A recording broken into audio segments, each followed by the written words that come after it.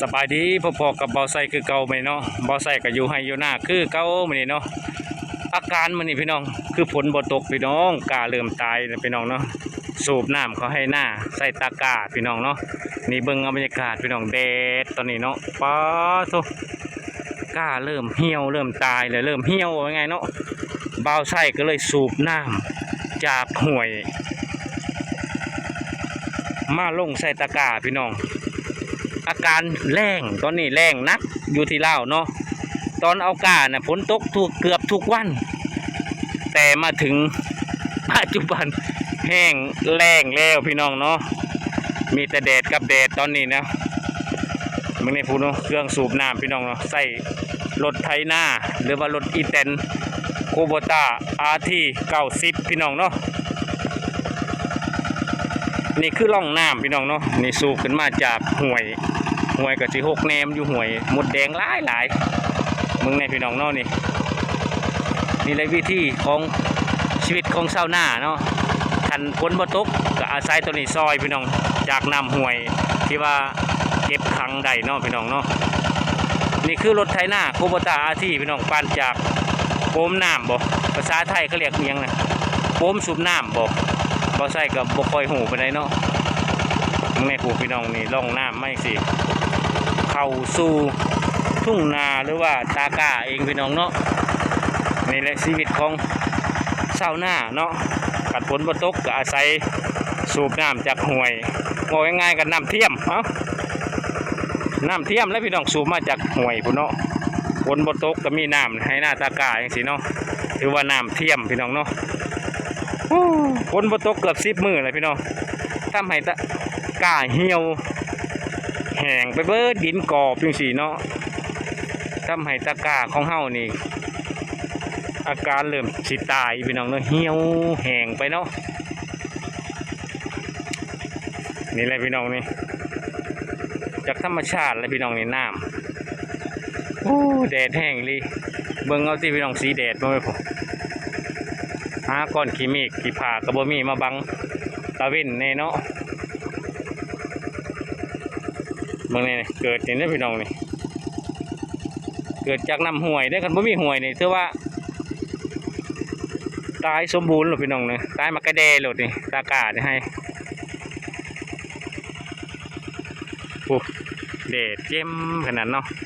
หน้าวานกับโบงามปีนี้เพราะว่าพ่อสิขึ้นแน่พอแดดปานนี้แห้งแรงเริ่มกินดินทรายสิขึ้นมาเลยพี่น้องเบิ่งเอาในไทยหน้านี่ขาวจุกปุ๊กอยู่พี่น้องเนาะบ่มีน้ำมีไนเลยมีแต่ขี้ดินล้วนๆพี่น้องเนาะเริ่มสิเป็นดินทรายแล้วมันแห้งหลายนี่อาศัยน้ำเทียมมาจากห้วยแล้วนี่อาศัยอีแตนไทยหน้านี่แหละสูบขึ้นมาจากห้วยเนาะพอได้บรรเทาอาการจากแรงแน่แต่มันมีน้ำห้วยอยู่มองนี่ก็โอ้โหถือว่าเบิดทางไปเบิดหนทางจะสูบน้ำเข้ามาใส่ให้หน้าคืออย่างสี่พี่น้องเนาะถือว่าเบิดปัญญาเลยนี่แต่มันมีน้ำห้วยนี่เสียมาได้ใช้ให้หน้าตัวเองก็มีแต่ขี้ดินนี่บ่มีได้การยังโชคดีที่ว่ามีห้วยลำบ่ได้ใหญ่เป็นน้อยพี่น้องเนาะแต่ว่าน้ำตกมาช่วงนั้นถือว่าเพิ่นก็ยังมีอยู่ข้างห้วยไว้อยู่เนาะพี่น้องเนาะโบกน้ำนึงพี่น้องเนาะขึ้นน้ำห้วยขึ้นจังสี่แล้วพี่น้องเนาะนี่ห้วยน้ำห้วยขึ้นจังสี่แล้วนี่ที่มันข้างไว้นี่ขึ้นจังสี่แล้วนี่มันก็บ่หลายพี่น้องก็พอได้แก้คัดไปวันต่อมือพี่น้องมือต่อวันต่อมือก็มากันไปคืออาการแรงตอนนี้เนาะ12 มื้อแล้วฝนบ่ตกนี่อาการแบบนี้ก็คือว่าเศร้าให้เศร้าหน้าลำบากแล้วกันฝนบ่ตกหน้าปีอาศัยแต่ฝนได้พี่น้องเนาะบ่คือหน้าแรงได้หน้าปังจังซี่เนี่ยอาศัยน้ำคลองใหญ่ๆคือบ้านอื่นเนาะแต่สำหรับบ้านบ่ใส่บ่มีแลแบบนั้นเนาะนี่คืออาศัยจากน้ำเทียมจากรถอีแตนไทยหน้าโคโบต้าที่สูบกับน้ำมาจากห้วยได้นี่เบิ่งเอาวิธีของบ้านๆง่ายๆสไตล์ลูกทุ่งเนาะสูบลงมาจังซี่มื้อนี้น้ำนี่ก็ถือว่าง่ายอยู่บ่ใส่กำลังเห็นครั้งแรกเลยกำลังได้เคยเห็นแบบนี้เนี่ยง่ายเลยแบบจุ่มลงแล้วก็เอารถอีแตนใส่สายพานขึ้นมาโหลดได้ก็ จวกจวกจวกขึ้นมาโอ้ง่ายได้เริ่มดังเลยพี่น้องเพราะว่าสายพันธุ์ย่านเลยดิสายพันธุ์ย่านแล้วนี่พี่น้องเริ่มสายพันธุ์ย่านดังกูนี่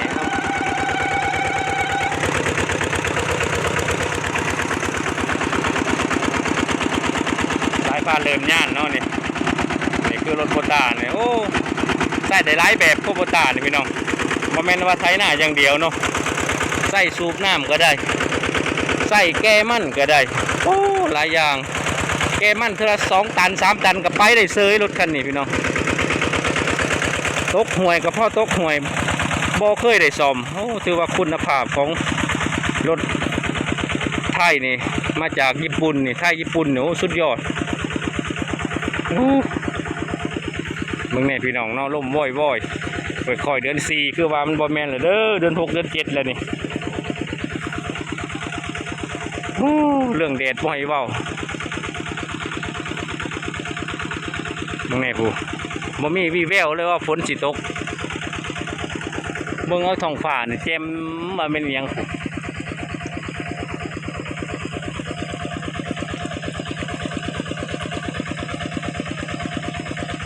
พี่น้องจบคลิปไปเพียงสำเนียก่อนเนาะพอกันไม่คลิปหนาเนาะเอามาถ่ายเป็นวิธีที่อาการหนาแรงเนาะอาศัยน้ำจากหอยเนาะพี่น้องจบคลิปไปเพียงสำเนียคลิปหนาจึงพอกันสวัสดีครับเพิ่งเอาพี่น้องตอนนี้กาเบาไส้เริ่มตายแล้วพี่น้องฝนบ่ตกมาเป็น10 มื้อเลยสิเขาอาทิตย์กว่าแล้วพี่น้องเนาะนี่คือใส่รถอีแตนไทยนาโคโบตาอาที่นี่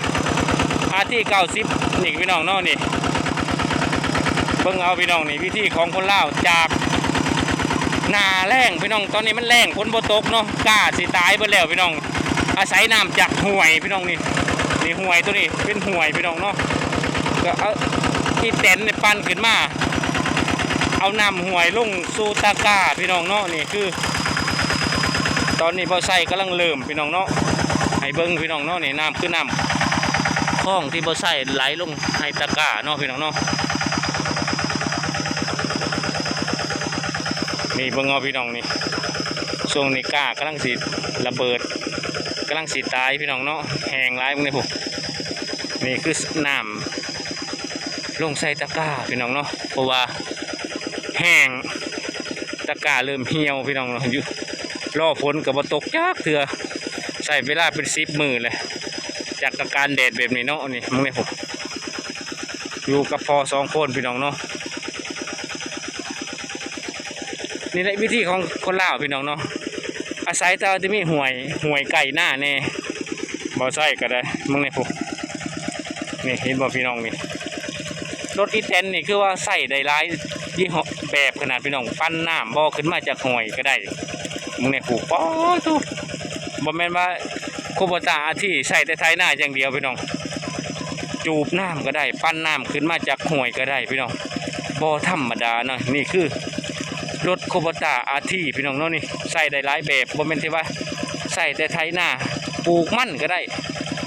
ไทยหน้าปลูกมันก็ได้แกมันไปขายก็ได้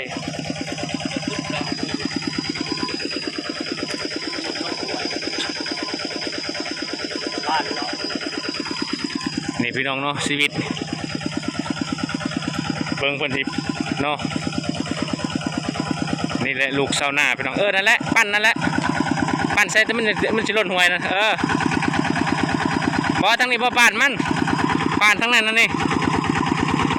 นี่วิธีเนาะพี่น้องเนาะเพราะว่าล่องนี่บ่ได้ใส่มาเป็นปีเลยเนาะกำลังสิมาใส่ครั้งแรกอาจดินสิเจือนลงเนาะอาศัยหมากจกหรือว่าเสียมจกพี่น้องเนาะเตรียมเพราะว่าคลองมันเริ่มล้นไปทั้งนั้นเนาะพี่น้องเนาะนี่พี่น้องเบิ่งเอาพี่น้องเนาะนี่